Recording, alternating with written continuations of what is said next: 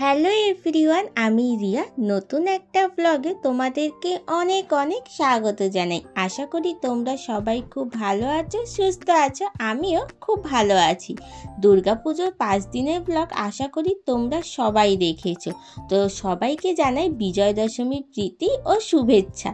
দুর্গাপুজোর পরে চলে আসে লক্ষ্মী পুজো। তো লক্ষ্মী পুজোর কিছু কিছু ব্লগ তোমাদের সঙ্গে শেয়ার করেছিলাম। এরপর আজকে একটা বড় ব্লগ শেয়ার করব তোমাদের সাথে। তো আমি অনেক দিন আগেই মামার বাড়িতে এসেছিলাম, তখন তোমাদেরকে বলেছিলাম আমি যদি মামার বাড়িতে এবছর লক্ষ্মী পুজোয় যাই তো সেই ব্লগটা তোমাদের সঙ্গে শেয়ার করব। তোমরা অনেকেই জানো যে লক্ষ্মী পুজোর দিন কেউ কারোর বাড়ি ছেড়ে যায় না। বিশেষ করে যেহেতু আমার মা বাড়িতে পুজো করে, সেই জন্য লক্ষ্মী পুজোর দিন বাড়ি ছেড়ে যায় না। তো আমি আমার মামার বাড়িতে লক্ষ্মী পুজোর পরের দিনই যাই। প্রত্যেক বছর যখনই যাই তখন লক্ষ্মী পুজোর পরের দিনই যাই বা তার পরের দিন যাই, কিন্তু লক্ষ্মী পুজোর দিন আমি কোনোদিনও যাইনি।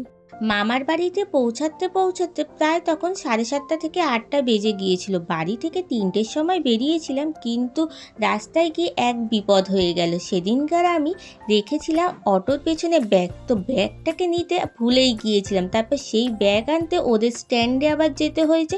সেই ব্যাগের মধ্যে আমাদের জামা কাপড় থেকে শুরু করে সব কিছু ছিল। তো সেই ব্যাগটা না হলে হবে না, তাই জন্য অতটা দেরি হয়ে গিয়েছিল। এসে ভেবেছিলাম যে আমরা একটু ঠাকুর দেখতে যাব, কিন্তু আর এসে ভালো লাগছিল না, অতটা রাতও হয়ে গিয়েছিল। তারপরে পরের দিন সকাল হতে চলে গিয়েছিলাম বড় মামার বাড়িতে। তো সেখানে যেতে আমাদের মুড়ি, পাঁপড় আরও সব কিছু টমেটো শসা দিয়ে চাট করে ওরা খেতে দিয়েছিল। তো খাওয়া দাওয়া হয়ে যাওয়ার পরে আমি, মা, মাসি 3জনে মিলে একজনের বাড়িতে চলে গিয়েছিলাম সেখানে কিছু জিনিসপত্র কিনতে।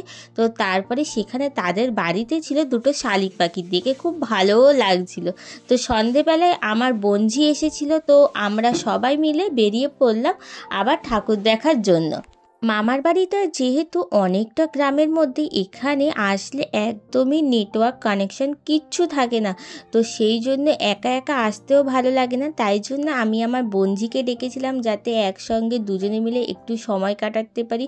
গল্প করলে অনেকটা সময় কেটে যায়। তোমরা হয়তো ভাবছো আমি এত দেরিতে কেন লক্ষ্মী পুজো ব্লগটা আপলোড করছি, কারণ মামার বাড়িতে যে লক্ষ্মী পুজোটা হয় সেটা বারোয়ারি লক্ষ্মী পুজো। আমাদের যেরকম দুর্গা পুজো হয় ষষ্ঠী থেকে দশমী পর্যন্ত, মামার বাড়িতেও যে লক্ষ্মী পুজোটা হয় সেটাও সেই রকম পঞ্চমী, ষষ্ঠী, সপ্তমী, অষ্টমী এই রকম করেই ওদের লক্ষ্মী পুজোটা করা হয়।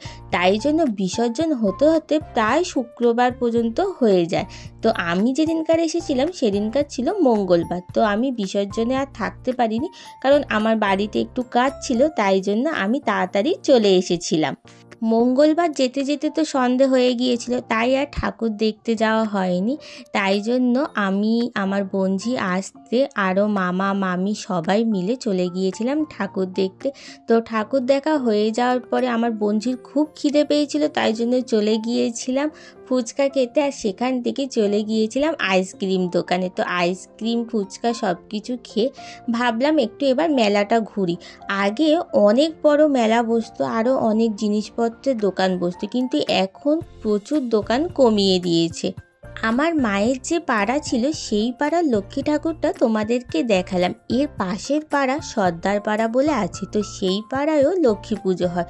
তো সেই পাড়ার ঠাকুরটা আমরা ফুচকা, আইসক্রিম সব কিছু খেয়ে দিয়ে চলে গেলাম দেখতে।